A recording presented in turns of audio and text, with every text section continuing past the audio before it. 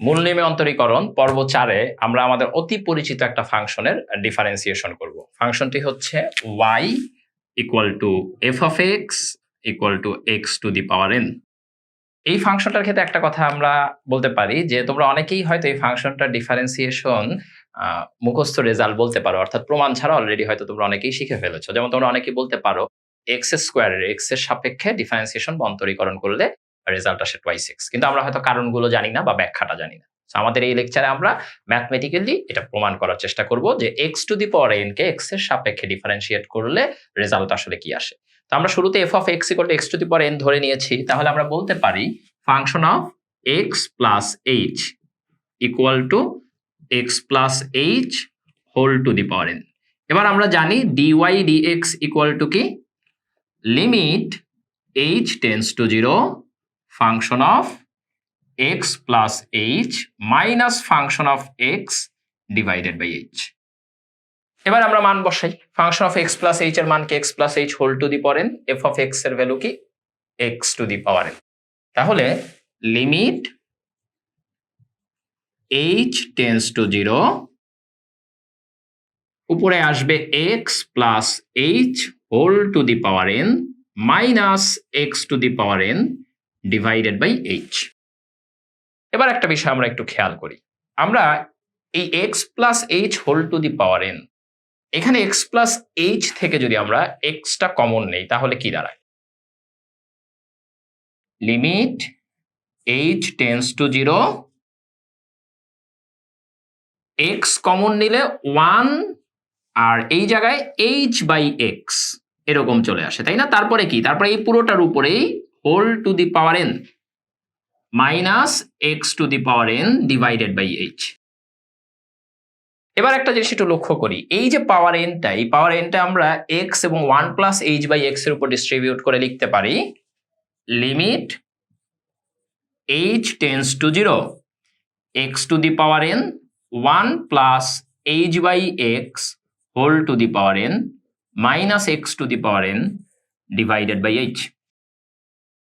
এবার একটা বিষয় একটু লক্ষ্য করো তো, আমাদের এখন এই যে x to the power n এটা কি কমন ফ্যাক্টর আসতেছে না? তাহলে আমরা x to the power n কে কমন ফ্যাক্টর নিয়ে নিই। তাহলে আমরা x to the power n common factor নিলে কি আসবে, limit h tends to 0, x to the power n common factor নিলে 1 plus h by x whole to the power n minus 1 divided by h। ঠিক আছে?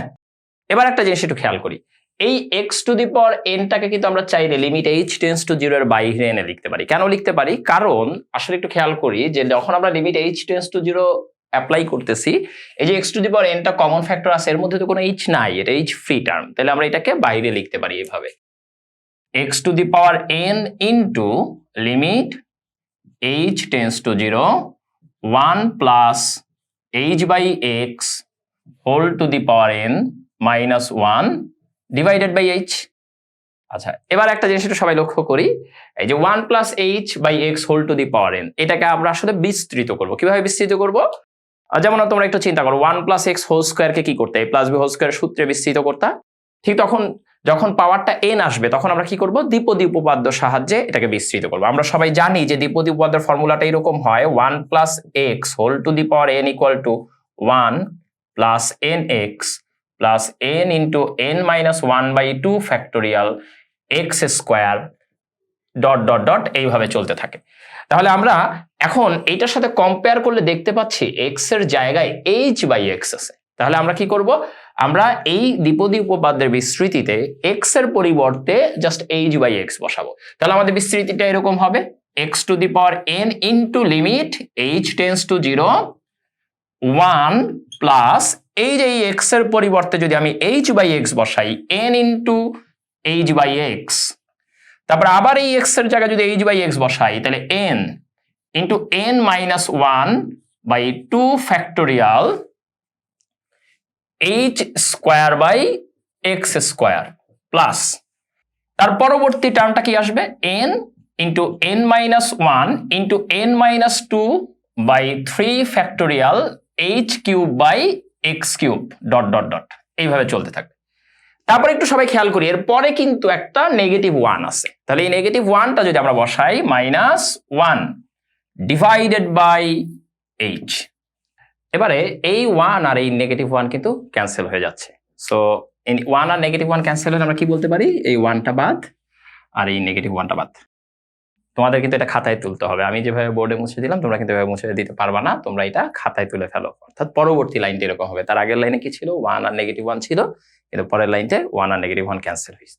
এখন আমরা যে কাজটা করতে পারি, একটু সবাই যদি ভালো করে খেয়াল করি, n × h/x divided by h, তাহলে আমরা এই টার্মটাকে কিভাবে লিখতে পারি,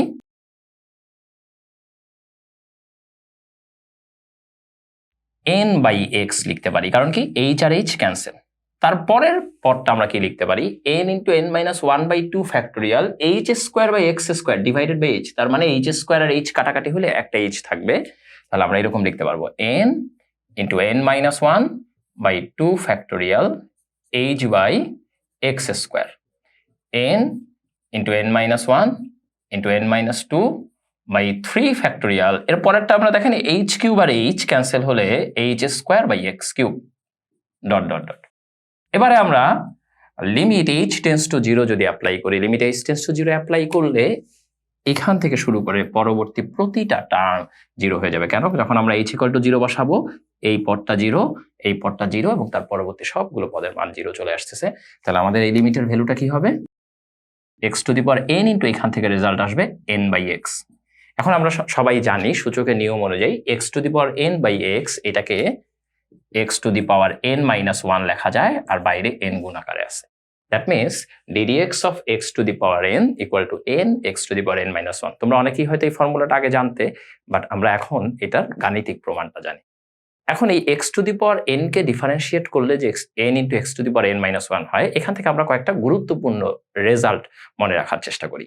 আমাদেরকে যদি √x এর ডিফারেন্সিয়েট করতে বলে x এর রেসপেক্টে, তাহলে একটু সবাই খেয়াল করি, √x কে আমরা এইভাবে বলতে পারি ddx of x⁴½ that means এইটার সাথে কম্পেয়ার করলে n এর ভ্যালুটা কত আসে, হাফ আসে। তাহলে আমরা এখানে ফর্মুলা n এর ভ্যালু হাফ বসাইলে কি পাই, half x⁴½ - 1 or half x⁻⁻²। এই যে আমরা x⁻⁻² পেলাম, আমরা x⁻⁻² কে কি এরকম লিখতে পারি, 1/x⁻½ অবশ্যই লিখতে পারি, অথবা আমরা এটাকে লিখতে পারি 1/2√x। x⁻½ ইকুয়াল টু কি, √x। তাহলে একটা জিনিস একটু খেয়াল করো, √x কে ডিফারেন্সিয়েট করলে x এর রেসপেক্টে 1/2√x আসে। এই রেজাল্টটা তোমরা আসলে একটু কষ্ট করে প্র্যাকটিস করতে করতে মনে রাখবা, কারণ আমাদের আসলে অনেক সময় ম্যাথে এই ফর্মুলাটা ডিরেক্টলি দরকার হবে, অর্থাৎ আমাদের রেজাল্টটা কিন্তু দরকার হবে √x এর ডিফারেন্সিয়েশন 1/2√x।